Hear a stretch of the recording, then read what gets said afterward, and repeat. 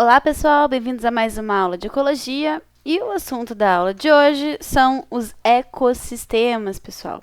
Dentro de ecossistemas existe um conceito muito forte e muito importante que são, na verdade, os conceitos de fluxo de energia e de ciclo de matéria. Vocês vão ver que para entender isso daqui a gente precisa de alguns conceitos que vêm lá do metabolismo energético, tá?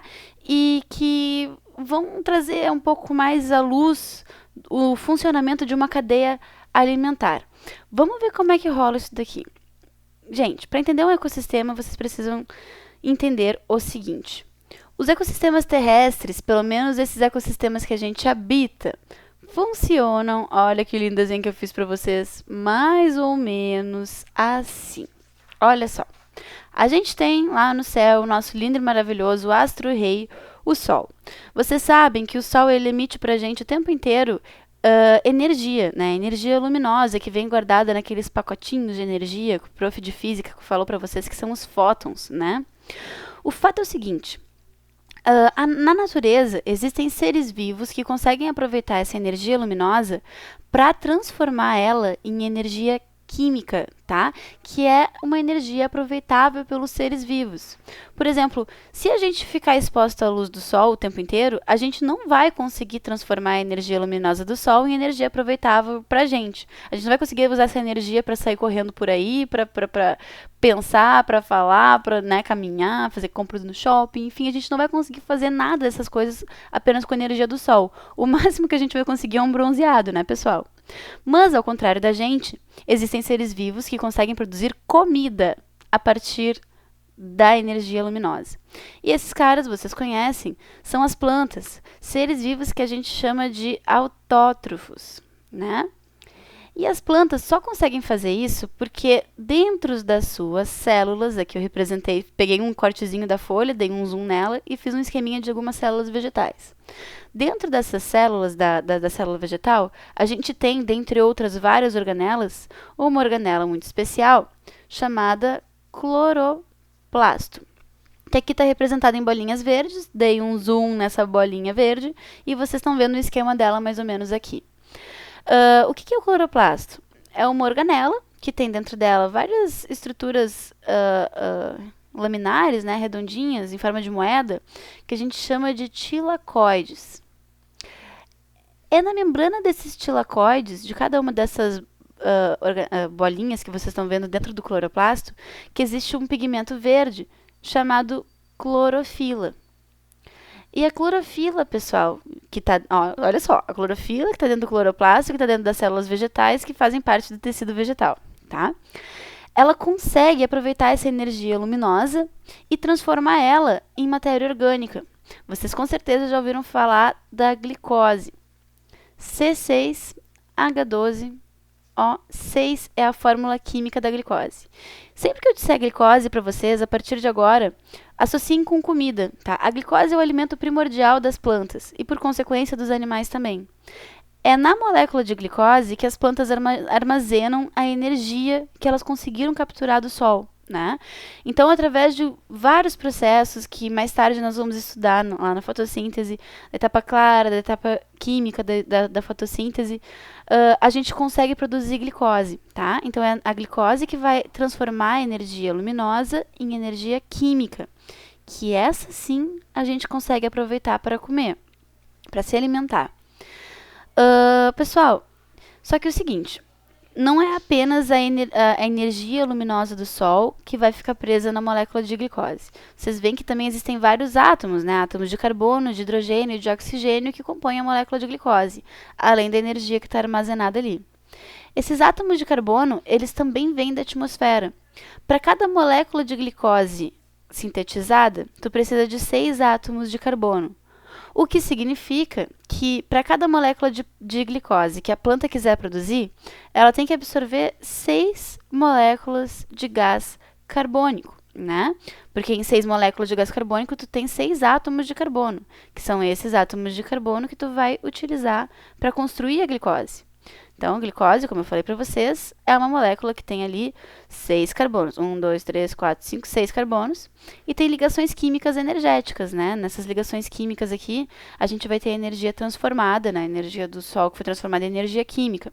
Estou suprimindo aqui vários átomos, tá? De hidrogênio, de oxigênio, só para fazer um esquemão mesmo mais rápido para a gente entender o porquê que a energia obedece a um fluxo e a matéria obedece a um ciclo.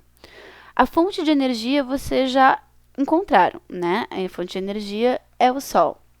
Agora, para que eu uso essa energia e como que eu uso essa energia e o que eu tenho que ver com as plantas?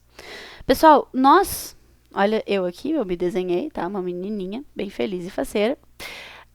Nós somos seres heterótrofos. O que significa que a gente não tem cloroplasto, a gente não é verde, né? A gente não consegue produzir o nosso próprio alimento, a gente não consegue produzir a nossa própria glicose. O que significa que a gente tem que se alimentar, né, de fontes vegetais para conseguir ter energia. Como assim, Andressa? Eu não como vegetal, eu não como nem arroz, não como feijão, eu não como batata, não como nada disso, eu como só bife de vaca, como só carne. Muito bem, eu vou te dizer o seguinte, por mais que tu me diga que tu é exclusivamente carnívoro, tu depende da existência das plantas. Porque a vaca que tu come, né, o bife que tu tá usando para te alimentar, ele só existe porque a vaquinha se alimentava. E a vaquinha se alimenta de plantas. Vocês com certeza já viram uma vaca pastando por aí, né? Então, se não houvesse o vegetal fotossintetizante, não existiria a vaca, logo tu não te alimentaria, certo? Então, todos os seres heterótrofos dependem, mesmo que indiretamente, da existência dos vegetais. Ou seja, seria possível a existência de um mundo apenas com plantas, mas não seria possível a existência de um mundo apenas com animais. A gente precisa de uma fonte primária de alimento. E a gente consegue tirar a energia da glicose através de uma organelinha, que eu desenhei aqui, que está meio estranha, mas espero que vocês entendam, chamada mitocôndria. Então, eu fiz um zoom aqui nas minhas células da pele, tá? Células animais com núcleo ali, organelas embaralhadas, que eu desenhei qualquer. E essas organelinhas aqui que eu botei em marrom, que seriam mitocôndrias, tá? Tenham paciência com meus desenhos. As mitocôndrias têm a capacidade de fazer um processo chamado respiração celular. A respiração celular consiste basicamente na quebra das moléculas de glicose, utilizando oxigênio. Então, a gente utiliza o oxigênio para quebrar essas ligações químicas aqui. Cada ligação química, pessoal, da glicose, tá? Digamos que eu tenha comido uma batata, tá? Hoje de manhã. Eu comi a batata, ou seja, eu comi uma estrutura vegetal que guarda a glicose, tá? Então, quando a glicose entrar no meu corpo, ela vai para as minhas células e as mitocôndrias vão pegar essa glicose e quebrar essa glicose em vários átomos de carbono diferenciados. Quando eu quebrar essas ligações químicas aqui, pessoal, eu acabo liberando aquela energia que estava presa aqui. E essa energia, eu vou transformar ela em adenosina trifosfato. Essa energia das ligações químicas vai ser utilizada para que eu consiga fazer tudo o que eu tenho que fazer durante o dia. Isso é energia, tá? Então, eu vou utilizar essa energia para fazer calor, né? Nós, mamíferos, temos que manter a temperatura do corpo constante, para produzir macromoléculas, produção de coisas, tá? E, enfim, né? Para o próprio movimento do corpo. Agora, a matéria, tá, que está representada aqui pelos átomos de carbono, ela não pode ficar armazenada dentro das nossas células por muito tempo. Porque esses átomos de carbono, pessoal, acabam se transformando lá por uma série de processos diferenciados em átomos de gás carbônico. Então, tu pega em moléculas, de gás carbônico, né? Então, tu vai pegar esses átomos de carbono aqui, né? Tem 6 átomos de carbono, o que vai dar origem a 6 moléculas de gás carbônico. Ou seja, todo carbono que a fotossíntese incorpora à biomassa durante a fotossíntese, nós vamos jogar de volta na atmosfera durante a respiração. Por isso que eu estou dizendo para vocês que a matéria corresponde a um ciclo, porque o carbono que eu absorvo na fotossíntese, eu jogo fora através da respiração, tá? Então, eu expiro esse carbono na forma de gás carbônico E as plantas pegam esse carbono e absorvem ela para produzir glicose lá na hora da fotossíntese. Em alguns casos, esses carbonos podem ser aproveitados também para a construção de alguma coisa no teu corpo, né? Agregar a tua biomassa, construir, sei lá, alguma molécula que dependa de carbono, tipo uma proteína, um carboidrato, qualquer outra coisa. Mas o fato é que um dia tu vai morrer, e quando tu morrer tu vai ser decomposto, e a decomposição vai devolver esses átomos de carbono para a natureza na forma de gás carbônico. A não ser que tu vire combustível fóssil, né? Que é o caso do petróleo. Mas isso é assunto para outra aula, tá, gente? Que eu já estou estourando meu tempo aqui. Só lembrando, as plantas também fazem respiração celular, porque planta, além de cloroplasto, também tem mitocôndria, né? Não adianta nada a planta produzir comida se ela não puder consumir a comida, tirar a energia dessa comida. Certo, pessoal? Beijãozãozaço pra vocês e até a próxima aula. Ah, antes de eu acabar a aula, só mais um detalhezinho, não me matem, só mais uma coisa. Vocês viram que a matéria obedece a um fluxo, né? Desculpa, a matéria obedece a um ciclo. E eu falei para vocês que a energia obedece a um fluxo. Vocês viram que a energia ela não voltou para o local de origem, né? A energia ela foi proveniente do Sol, foi transformada em energia química nas moléculas de glicose, e depois eu transformei em ATP para fazer outras coisas. Ela não voltou a fazer parte lá do Sol, né? Ela não volta para o local de origem, não vai voltar para a planta, né? Que deu origem a ela. Então, isso, pessoal, afirma um dos princípios da física, lá da termodinâmica.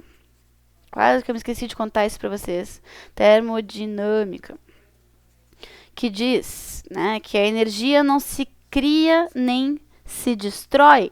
Ela apenas é transformada. E foi o que a gente fez aqui na biologia. A gente transformou a energia luminosa em energia química, em diferentes formas de energia química que a gente utiliza para sobreviver. Certo, gentes? Beijãozão para vocês. Agora sim eu fui.